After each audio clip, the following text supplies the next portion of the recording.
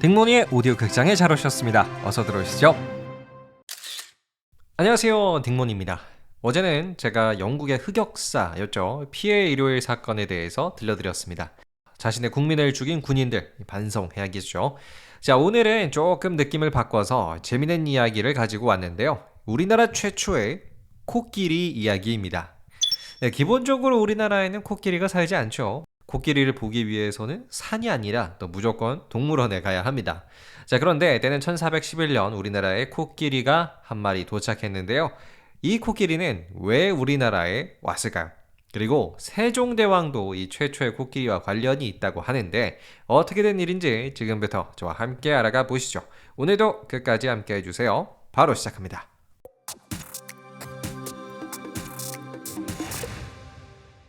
자, 결론부터 말씀드릴게요. 1411년 우리나라에 최초의 코끼리가 오게 된 이유는 일본 때문이었어요. 당시 일본이 우리나라와의 외교 관계를 위해서 코끼리를 선물해줬다고 해요. 근데 뭐 사실 선물해줬다는 사람도 있고요. 물물교환이었다라는 이야기도 있습니다.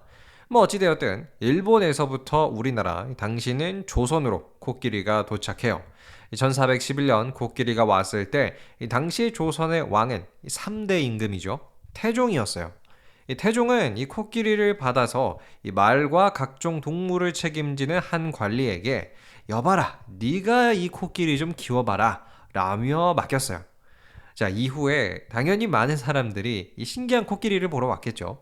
근데요, 우리나라에 온 그 첫 번째 코끼리는 뭐 우리가 생각할 수 있는 그 회색 빛깔의 아프리카 코끼리 뭐 이런 게 아니고요. 약간 태국에서 좀 볼 수 있는 검정빛이 도는 그런 코끼리였다고 해요. 뭐 그래서 당시 수많은 우리나라 사람들은 처음 본 코끼리에 굉장히 신기해했고요. 뭐 실제로도 코끼리를 많이 보러 왔었대요. 그런데 여기서 갑자기 살인 사건이 터져버립니다. 이 거대한 코끼리가 사람을 죽이고 만 거예요. 뭐 그것도 오늘날로 치자면 국토부 장관쯤 되는 이우라는 사람을 밟아 죽였어요. 그래서 이를 둘러싸고 좀 논란이 생깁니다. 이 사람을 죽인 코끼리를 살려야 하나 죽여야 하나 고민을 하고 있었는데요. 이 결론은 어떻게 나냐면 코끼리를 죽이지 않고 멀리 귀양을 보내는 것으로 결론이 나요. 진짜 사람처럼 코끼리를 귀양을 보냈습니다. 여수의 한 섬으로 귀양을 보냈죠.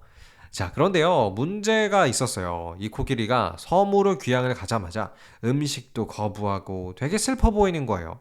그래서 한 6개월 만에 임금, 이 태종은 이 코끼리를 불쌍히 여겨 이 섬이 아니라 충청도에서 키워라 라고 명령했습니다. 자, 그리고 나서 이렇게 충청도에서 코끼리를 키우게 됐는데요. 요즘으로 비유하면 한 충청도 도지사 정도 되는 사람이 새롭게 바뀐 임금, 세종대왕에게 요청했다고 합니다. 임금님, 코끼리를 키우는 게 너무 힘듭니다. 식량을 너무 많이 먹습니다. 차라리 충청도에서만 키우지 말고 다른 지역을 돌아다니며 키우는 건 어떻겠습니까? 자, 그래서 세종대왕이 이 도지사의 요청을 들어줍니다. 하지만 이렇게 코끼리를 또 키우다가 이 코끼리가 자기를 돌봐주는 사람을 밟아 죽였다고 해요. 그래서 또다시 이 코끼리가 어딘가로 끌려갔다고 하는데요. 근데 여기서 우리나라 최초의 코끼리 이야기는 끝이 나버리고 맙니다. 아마도 좀 난폭해진 코끼리를 키우기 어렵다 보니까 그냥 들판에다 풀어놓고 키우지 않았을까라는 생각이 드네요. 끝!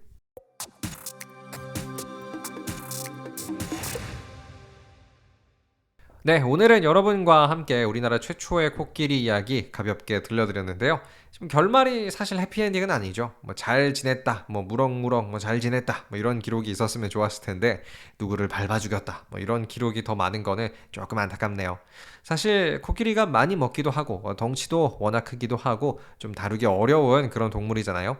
근데 또 다르게 생각해보면 코끼리 입장에서도 이 우리나라의 환경도 다르고 날씨도 달랐기 때문에 굉장히 낯설게 느껴졌을 것 같습니다.